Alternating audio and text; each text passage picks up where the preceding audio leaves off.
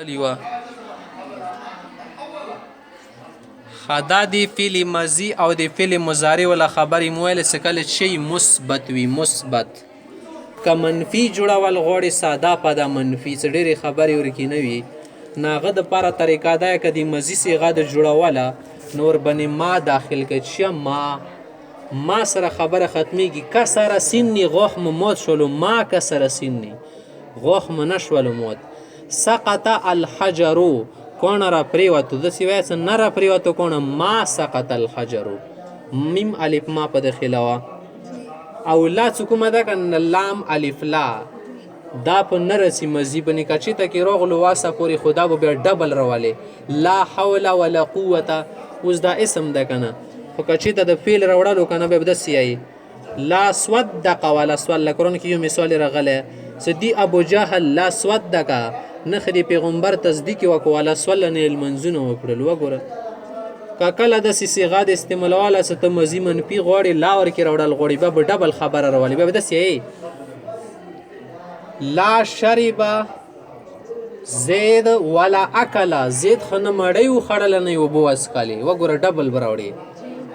لا شرب زید ولا اکله خچلو دا خوړلې څښلې خبره شي بل ځای کې وایه نخې ما خبره واورېدله او نه یې ومنله داسې څنګه یایې به لا سمع کلامی لا سمع کلامی نخې مې خبره واورېده ولا طاعني یا ولا اطاعني او نه مې خبره ومنله نو داسې ډبل به راوړې خلام خواصې کام رسې پرېږده دا ورکي اصل خبره دی میم ده ما یې نفیه دي تیل شي ما نافیه هغه ما څه هغه د نفي معنا پیدا کوي اثبات ختمیږي دې ته به بیا چې شي نه فعل ماضي منفي معلوم یا داسې وایه څه نفي معلوم ماضي معروف څنګه یایل شي ښه اوس ګوره اندازې کې مو ګردانې فعل مجهول وله ویل اوس یې څه ما والا ما او لا شلو بر ماضي په ماضي باندې کله راشي برای نفي می آید دا نفي دپاره راځي مګر شرط دخول لا بر ماضي خو د لا والا ماضي باندې د خلیدلې دپاره دا شرط این است دا شرطه که بې تکرار نمی آید بغیر د ډبل کېدو نه نه رسي تکرار به ورکې کوي ډبل استعمالیږي لکه ته وایي چون فلا صدق ولا صلى صدق کې بېله لام الف لا راغلی صلى کې بېله الف لام راغله ده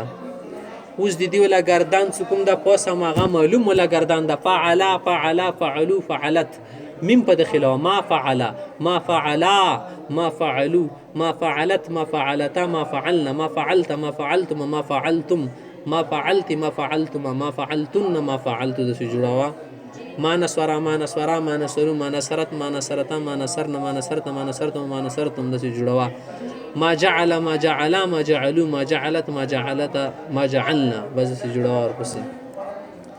اوس مخکې څه نفي فعل ماضي معروف لکه داسې د مثال یې درکړی ما فعلا تا آخر ایضا تر اخره پرې بس وایه څونه خبره ده که مخکې د معلوم ولیالی دا ماغه معلوم مجهول ورکیل شي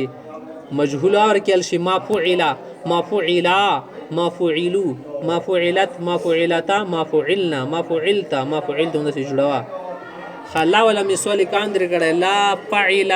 لا فعل لا فعلا لا فعلو دا به کام استعمالی به ضرورت نشته مجهول ورکې جوړول شي لا فعلا لا فعلا لا فعلو تا آخر یعنی اخره پرې جوړوه دا معروف ولا مثال درکو کنه اوس ته مخ ته درخایي نفي فعل ماضي مجهول ورکې جوړای مغه فعلا ولا گردان فعلا فعلا فعلو فعلت فعلتا فعلنا فعلتا ورکې ما داخل کا ما فعلا ما فعلا ما فعلو ما فعلت ما فعلتا ما فعلنا تا آخر تر آخره پورې تا منه تر آخره پورې لا ولا انداسې جوړ که لا فعلا لا فعلا لا فعلو تا آخر نه دا د فعل ماضي معروف ولا صیغه شوي مجهول ولا شوي منفي شوي مثبت یا شوي هر چې درته در وښیلو څه معلومي هغه کیا میم الف ما داخلول شي لام الف لا داخلول شي مجهول کیا داخلول شي گردان کول شي اوس وګوره دا ځکه مو گردان زاک اوس دی پسې ته چربی شي ته یل غوړې مثلا تو ویلو سیارې قلم مو ورک شولو قلم مې ورک شولو قلمي قلم دی ما میم یې استعمالیږي ځوان دپاره قلمي دی ما قلم ورک شولو مجهول صیغه ده فقده ورک شولو فقده وګوره فقده نشته ده بس فقده وګوره فقده مجهول صیغه شوه که نه که ته څه قلم نشو ورک بیا به څه قلمي ما فقده وګوره ما د په داخل کو نشو ورک دا معنا شوله قلم یا بله صیغه راوړه مثلا دا ځای کې وایه میرې سترګې رخیجي دا به دې معلوم صیغه وي او مضارع نه به رسي واحد مؤنث غایب ده که نه الشمس میرې سترګې تل شي الشمس تطلعو میرې سترګې به رخیجي تطلعو د کوم وزن باندې شو تنصرو میرې سترګې رخیجي میرې سترګې نه رخیجي څه معنی یعنې وره دې کتل به نه شي الشمس لا تطلعو نن به نه رخیجي وګوره لا د په داخل کو میرې سترګې رختلي ده واحد مؤنث غایب صیغه شوله الشمس طلعت کس طلعت نصورت وزن باندې راغله میرې سترګې نه ده رختلي ما په داخل کا الشمس ما طلعت میرې سترګې نه ده رختلي وګوره داسې ترابۍ زده کول شي دغه